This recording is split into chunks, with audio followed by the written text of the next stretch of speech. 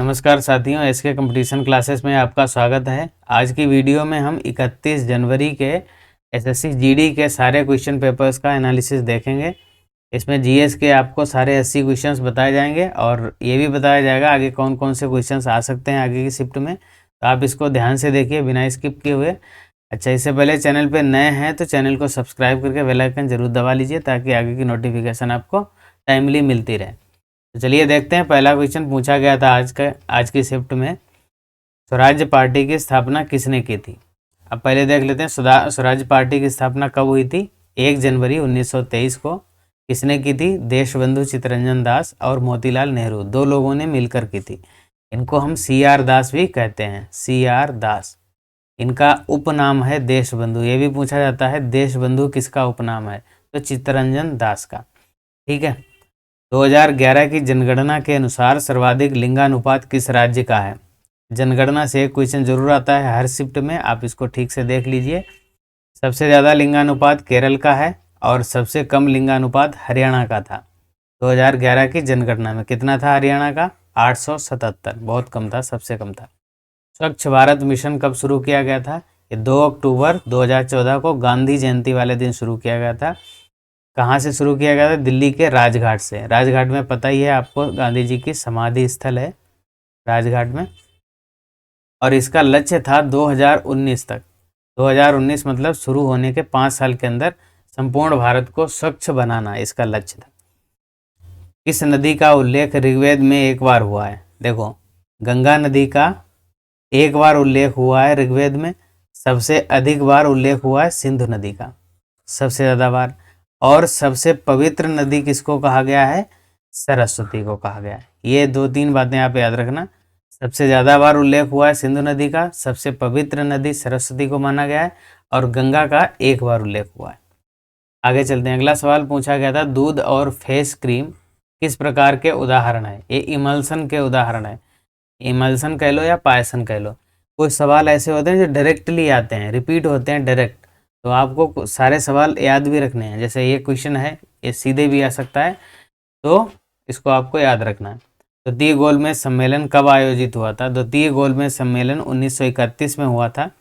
3 गोलमेज सम्मेलन हुए थे टोटल, तीनों लंदन में ही हुए थे। द्वितीय गोलमेज सम्मेलन ऐसा एक ही सम्मेलन था जिसमें महात्मा गांधी ने भाग लिया था, और महिलाओं की तरफ से सरोजिनी नायडू और एनी बेसेंट ने इसमें हिस्सा लिया था।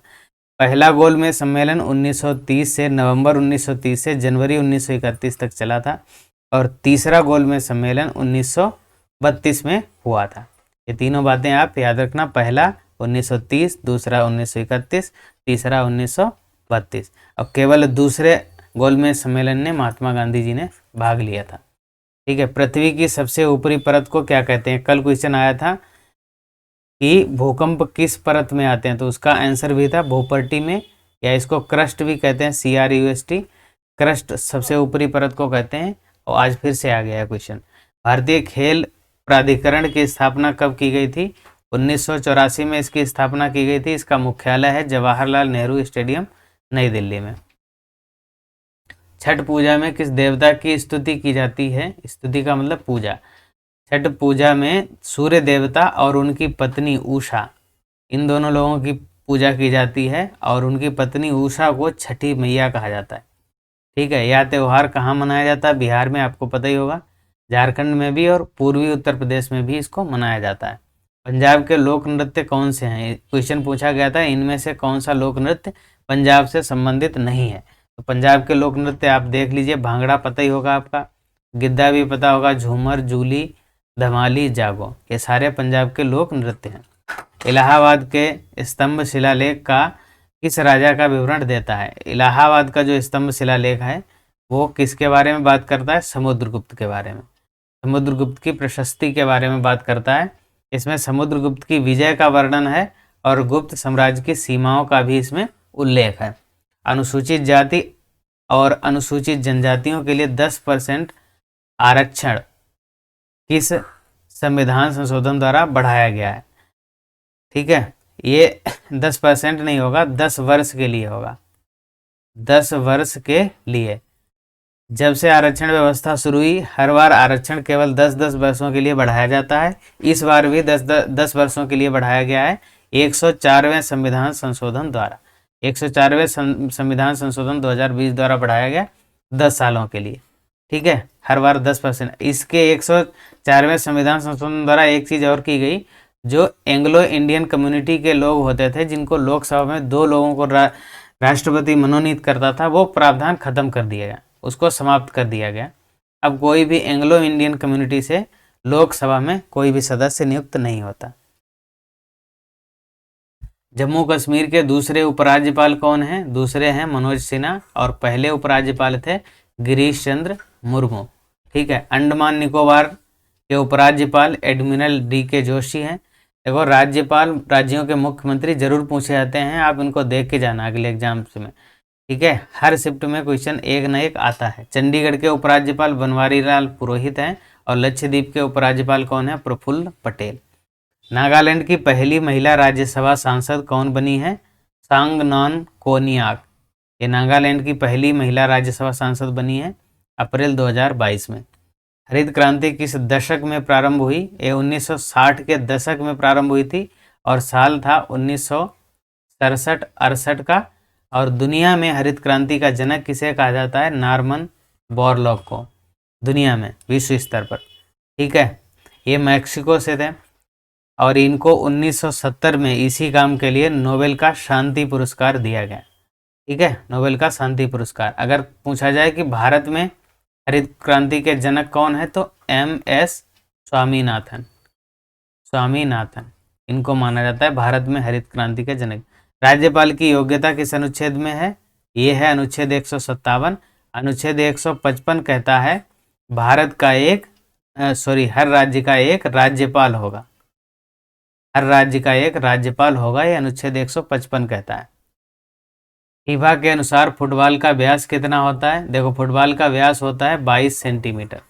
ठीक है, इसकी परिधि 68 से 70 सेंटीमीटर होती है, और इसका वजन 410 ग्राम से लेकर 450 ग्राम तक होता है। मानव द्वारा उत्सर्जित कचरा मलमूत्र कौन सा किस प्रकार का होता है? जैव अपशिष्ट होता है, या इसको कह लो बायोडिग्रेडेबल, मतलब अपघटित हो जाता है, उसमें कोई बचता नहीं कुछ भी। मौलिक कर्तव्य, हर शिफ्ट में मौलिक कर्तव्य से क्वेश्चन जरूर पूछा जाता है, आप इनको देख के जाइए एक बार। मौलिक कर्तव्य को किस समिति की सिफारिश पर शामिल किया गया है? समिति थी स्वर्ण सिंह समिति। 42वें संविधान संशोधन द्वारा इसको शामिल किया गया 1976 में। शुरुआत में इसमें 10 मौलिक कर्तव्य थे, एक 11वां मौलिक कर्तव्य 86वें संविधान संशोधन द्वारा जोड़ा गया बाद में 2002 में। और ये 11वां मौलिक कर्तव्य कहता है कि हर माता पिता का कर्तव्य होगा कि वह 6 से 14 वर्ष के अपने सभी बच्चों को शिक्षा के अवसर उपलब्ध करवाए। तो अभी के लिए टोटल मौलिक कर्तव्य हैं 11 संविधान में। मूल संविधान में अगर पूछे तो कोई भी नहीं था। 1976 में 10 जोड़े गए, 2002 में 11वां जोड़ा गया। इस संशोधन को लघु संविधान भी कहा जाता है। 42वें संविधान संशोधन को लघु संविधान भी, मिनी कॉन्स्टिट्यूशन भी कहा जाता है, क्योंकि इस संशोधन के माध्यम से संविधान के बहुत सारे प्रावधान जो है बदल दिए गए थे, उनमें संशोधन किया गया था इसलिए। राष्ट्रपति बनने से पहले द्रौपदी मुर्मू कहाँ की राज्यपाल रह चुकी हैं? झारखंड की राज्यपाल थी 2015 से 2021 तक। जनगणना 2011 के अनुसार जनसंख्या के आधार पर बिहार का कौन सा स्थान है? सबसे ज़्यादा जनसंख्या किसकी है? उत्तर प्रदेश की। उसके बाद में है दूसरे नंबर पे महाराष्ट्र, और बिहार कौन से स्थान पर है? ये तीसरे नंबर पे है। ठीक, इसका तीसरा स्थान है। भाग 4 का मौलिक कर्तव्य से संबंधित है। भाग 4 का इसमें एक ही अनुच्छेद है, आर्टिकल 51A। अनुच्छेद 51 का केवल एक ही अनुच्छेद में 11 के 11 मौलिक कर्तव्य दिए गए हैं। महाराष्ट्र के लोक नृत्य कौन से हैं? लावणी, तमाशा, पोवाड़ा, धनगड़ी आदि, ये महाराष्ट्र के लोक नृत्य हैं। लोक नृत्य से भी एक सवाल पूछा जाता है, आप इनको याद रखिए। स्टंपिंग किस खेल से संबंधित है? आपको पता ही होगा, ये क्रिकेट से संबंधित है। क्रिकेट से संबंधित और शब्दावली जैसे no ball, hit wicket, leg bye, LBW आदि सारी शब्दावलियां जो हैं क्रिकेट से संबंधित हैं। सुप्रीम कोर्ट को पुनर्विचार करने का अधिकार किस अनुच्छेद में है? अनुच्छेद 145। इसका मतलब हुआ सुप्रीम कोर्ट अपने किसी भी डिसीजन पर रिकंसीडर कर सकती है, किसी भी डिसीजन को रिकंसीडर कर सकती है, पुनर्विचार कर सकती है। डॉनी पोलो हवाई अड्डा कहाँ है? ये अरुणाचल प्रदेश में है या भारत का पहला ग्रीन फील्ड हवाई अड्डा? ग्रीन फील्ड हवाई अड्डा का मतलब हुआ कि यहाँ पर सारी गतिविधि जो भी इलेक्ट्रिसिटी का काम है वो ग्रीन इलेक्ट्रिसिटी होती है। मतलब कोई भी जैसे सूर्य ऊर्जा प्लेट से सोलर पैनल से एनर्जी जनरेट की जाती है, पवन चक्की से, इस टाइप से ग्रीन एनर्जी से चलता है। इसका उद्घाटन नरेंद्र मोदी द्वारा ईटानगर में किया गया। ईटानगर जो है वो अरुणाचल प्रदेश की राजधानी है। समुद्रगुप्त ने कितने राज्यों को एक साथ जीता था? इसने उत्तर भारत में 9 राज्यों को और दक्षिण भारत में 12 राज्यों को एक साथ जीता था। ये क्वेश्चन सीधे भी आ सकता है, आप इसको याद रखिए। मेक इन इंडिया की शुरुआत कब हुई? 25 सितंबर 2014 को किसने की? प्रधानमंत्री नरेंद्र मोदी ने। कैल्शियम सल्फेट और अमोनियम क्लोराइड को मिलाने पर क्या बनता है? ये बनती है अमोनिया गैस। अमोनिया गैस बनती है। 73वां और 74वां संविधान संशोधन के तहत कौन सी अनुसूची जोड़ी गई? देखो 73वें संविधान संशोधन द्वारा 11वीं अनुसूची जोड़ी गई और 74वें संविधान संशोधन द्वारा 12वीं अनुसूची जोड़ी गई।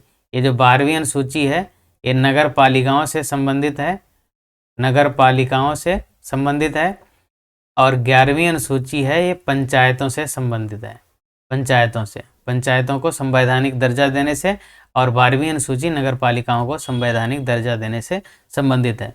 बिहार विधानसभा उपचुनाव की बोचहां क्षेत्र से कौन विजेता है? ये पूछा गया। अमर कुमार पासवान है। ये राष्ट्रीय जनता दल से संबंधित हैं। गोपालगंज क्षेत्र से अगर पूछा जाए, ये पूछा भी गया पहले, कुसुम देवी हैं, ये बीजेपी की हैं। मोकामा क्षेत्र से नीलम देवी, और ये राष्ट्रीय जनता दल की है। द्रोणाचार्य पुरस्कार की शुरुआत कब से हुई थी? इसकी स्थापना हुई थी 1985 में। एक खेल के कोचिंग क्षेत्र में दिया जाने वाला सबसे उत्कृष्ट पुरस्कार है। कोचिंग क्षेत्र में खेलों की जो खिलाड़ियों को जो कोचिंग देते हैं, कोच जो होते हैं, उन कोच लोगों को दिया जाता है द्रोणाचार्य पुरस्कार। ठीक है। इस पुरस्कार में 3 लाख रुपए कैश और द्रोणाचार्य की एक कांस्य प्रतिमा, ये भी पूछा जा सकता है, कांस्य प्रतिमा और एक प्रशस्ति पत्र भेंट किया जाता है। भारत की पहली आदिवासी महिला राष्ट्रपति कौन है? ये आपको पता ही होगा, द्रौपदी मुर्मू हैं।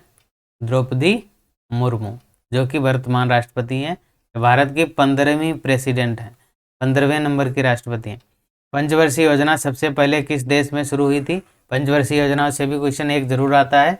ये सबसे पहले शुरू हुई थी सोवियत संघ में। सोवियत संघ को हम आज रूस कहते हैं। सोवियत संघ में 1928 में शुरू हुई थी। इसके बाद में कई पूंजीवादी देशों ने और लोकतांत्रिक देशों में भी इसको अपनाया गया था। 12वीं पंचवर्षीय योजना का लक्ष्य क्या था? 8% विकास दर लक्ष्य था, और इसका टाइम पीरियड 2012 से लेकर 2017 तक का इसका टाइम पीरियड था। कोलंबस ने किसकी खोज की थी? कोलंबस ने अमेरिका की खोज की थी 1492 में। और भारत की खोज किसने की थी अगर पूछा जाए तो? भारत की खोज की थी वास्को डिगामा ने। वास्को डिगामा ने कब की थी? 1498 में। ठीक है। आज की क्लास में इतना ही। मिलते हैं फिर अगले एनालिसिस के साथ। तब तक हमारे साथ बने रहिए। आप चैनल पे नए हैं तो सब्सक्राइब करके बेल आइकन जरूर दबाइए। वीडियो अच्छा लगा है तो लाइक ज़रूर कीजिए और अपना ध्यान रखिए। मिलते हैं अगली क्लास में। Thank you.